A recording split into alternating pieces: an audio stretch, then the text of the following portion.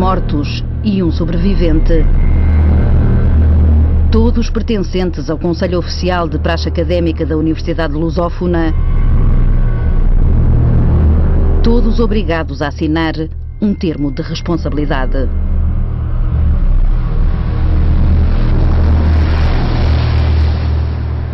Tinham conhecimento de um termo de responsabilidade que foi assinado pela Joana, pela vossa filha? Tinham conhecimento que ela tinha assinado isso? Nunca tinha visto tal coisa. Nunca. Não. Eu também não. Não. Nem sequer sabia de tal coisa, que existia termos de responsabilidade. Diz aqui que ela se responsabilizava pelos atos, riscos e danos que possam. Isto é extremamente grave. Muito grave. Este é o documento que a Joana assinou a 10 de outubro de 2012, responsabilizando-se pelos atos, riscos e danos que pudessem ocorrer. Ela entrou a 12 de 12 de 2012 para a Comissão de Praxe e, por o que eu estou aqui a ver, ela assinou este documento a 10 de outubro de 2012. Por isso foi uns mesezinhos antes de ter sido eleita para a Comissão. Está aí o emblema da Lusófona. Mais grave ainda. Porque a Lusófona, o reitor e a direção, seja lá quem for, deviam ter conhecimento disto. Eu acredito que eles saibam. Mas isto é tudo um secretismo. Não podem falar. É um código. É tudo abafado. Ao documento assinado pela Joana juntam-se mais 17 que a TVI teve acesso, todos assinados em outubro de 2012, obrigatórios num código baseado em reuniões secretas, levadas ao limite, com riscos assumidos.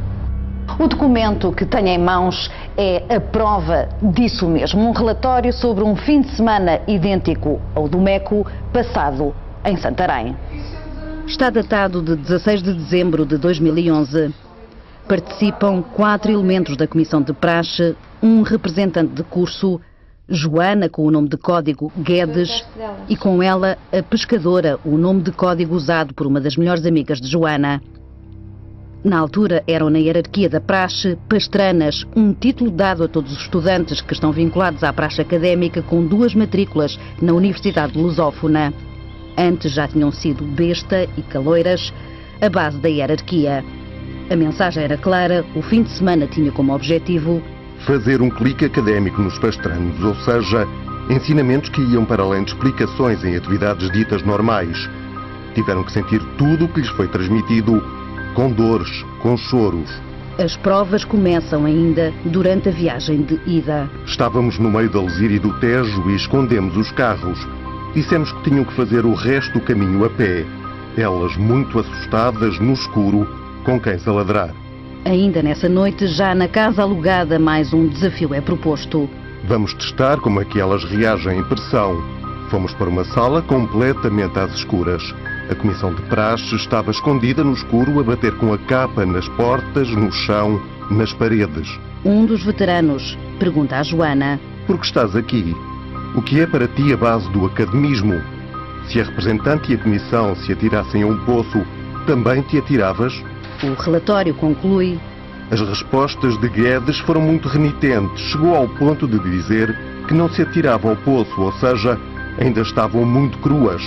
Após isto, deixámo-las a pensar, refletir e até mesmo chorar. A pressão continua a noite dentro. Levámo-las para a beira de uma piscina e perguntámos: se eu me atirasse para dentro de uma piscina, vinham comigo? Mais uma vez houve hesitação na resposta. Por isso, pode ler-se no relatório, chegam a ser apelidadas de aves raras. Quando a noite caiu, medo e pressão estava presente nas pastranas. Medo do escuro, medo do desconhecido. Este fim de semana serviu para enfrentar os medos, assim como os navegadores portugueses enfrentaram o Adamastor. E o fim de semana acaba concluído com êxito. Já quase antes de virmos embora, a representante do curso e a comissão de praxe entraram para dentro da piscina para ver a reação das pastranas, se realmente hesitavam ou entravam. Fizeram o esperado, entraram sem hesitações, o que fez com que tudo o que lhes foi feito e dito fez sentido. Nunca pensei que fosse uma coisa tão grave. Acho que quem diz que as praxes são inofensivas é porque não sabe. Ou não sabe ou finge que não sabe. Ou quer esconder. Porque quando eu não sabia, também dizia se calhar que era uma coisa inofensiva. Agora posso dizer que as praxes efetuadas na Universidade Lusófona que não são praxes normais. Aquilo faz-me lembrar aí o género daí dos fuzileiros, dos comandos. Aquilo é uma tropa de elite. Passa quando vão para uma tropa, passaram esses obstáculos todos e estavam preparados depois para irem para fazer essas comissões lá fora. Aquilo é uma tropa de elite. Segundo os contas, jogarem-se para dentro de água no inverno. Não sei, Em pleno dezembro. em pleno dezembro, jogarem-se para dentro de água. Como é que é possível? Aquilo faz-me lembrar e não sei onde é que...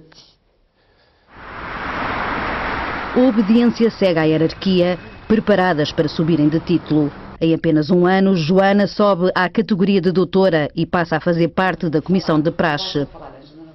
Esta colher representa a ascensão de Joana. O que eu notava atualmente é que ela não tinha medo de nada, modificou-se no aspecto, quando ela falava connosco, ela era confiante, ela, muitas vezes com certas conversas que ela tinha com a gente, eu até já tinha comentado com o meu marido e tinha dito assim, a nossa Joana está diferente, não está tão, como é que eu ia dizer, parece que não tem medo das coisas.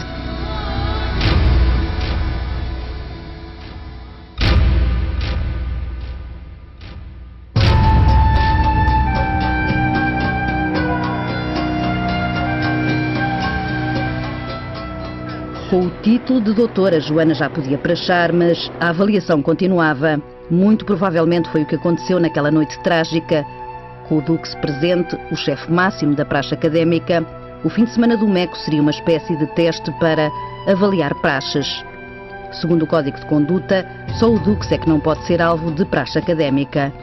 Foi preciso a minha filha falecer para eu descobrir uma coisa destas, macabra, que isto, para mim, isto é horrível. Uma espécie de sociedade secreta em que todos têm um nome de código e têm que cumprir com o que manda o código. Os que não o fizerem têm a designação de desertores. Todos os passos são controlados. O uso de telemóvel é proibido durante as atividades da Comissão de Praxes, com exceção do Duque, que o pode usar. Não é por acaso que João Gouveia, na noite fatídica, foi o único que levou o telemóvel para a praia. Muito provavelmente, Joana já não chegou a ler esta mensagem de uma das amigas das praxes, enviada às 23h26 da noite da tragédia. No dia 14/12 de 2013, às 23h26, a minha filha recebe uma mensagem a perguntar se ela está viva. Para além da proibição do uso de telemóveis, os representantes da Copa têm ainda que escrever relatórios exaustivos sobre os fins de semana de praxes, presenças nas reuniões, se respondeu ou não à chamada, o interesse e a motivação de cada um. Tudo é escrutinado e registado. Neste caso, a Solidária, nome de código, terá comparecido à reunião para a preparação da primeira semana de praxe, mas não terá ido trajada. Existem ficheiros individuais com perfis traçados, destacando pontos fortes e fracos da personalidade.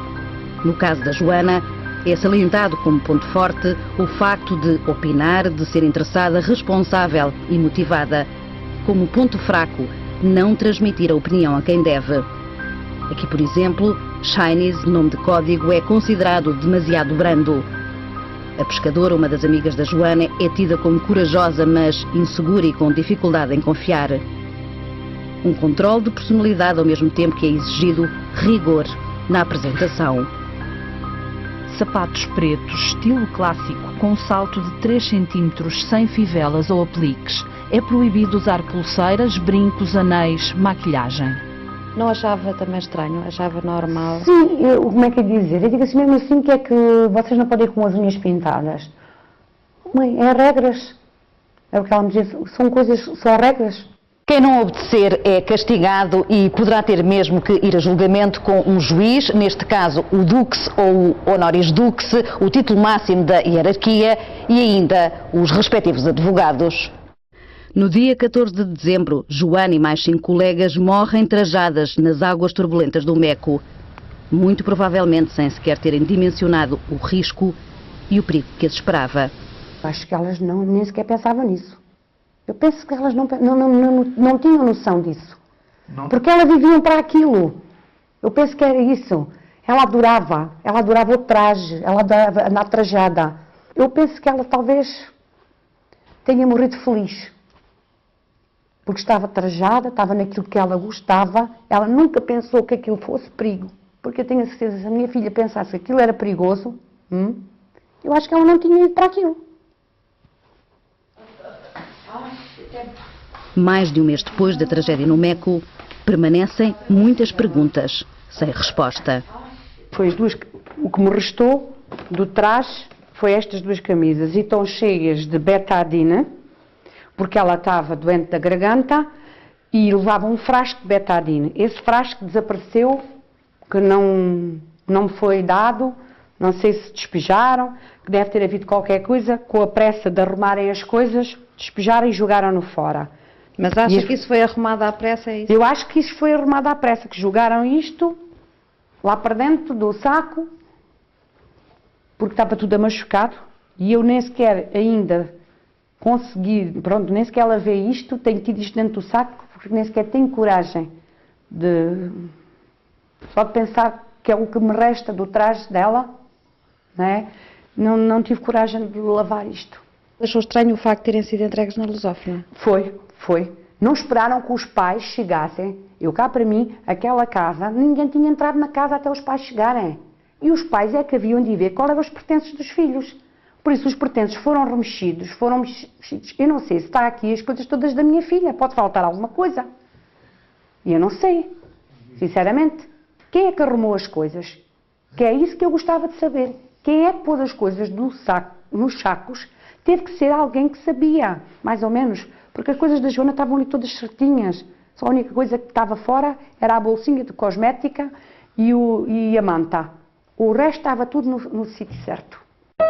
João Gouveia, o único sobrevivente, o único que podia contar o que aconteceu naquela noite, continua fechado em casa, em silêncio. O João tem a mãe, não é? A mãe que põe-se no lugar das outras mães que perderam os filhos. A minha filha não tenho mais filho nenhum, não é? E agora fico pensando, o que é o meu sentido de viver? Para que é que eu trabalho?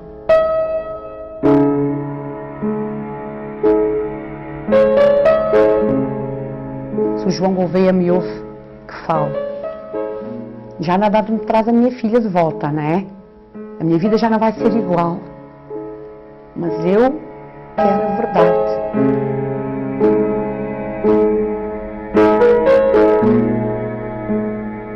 E eu não posso pensar que ela morreu desta maneira tão estúpida.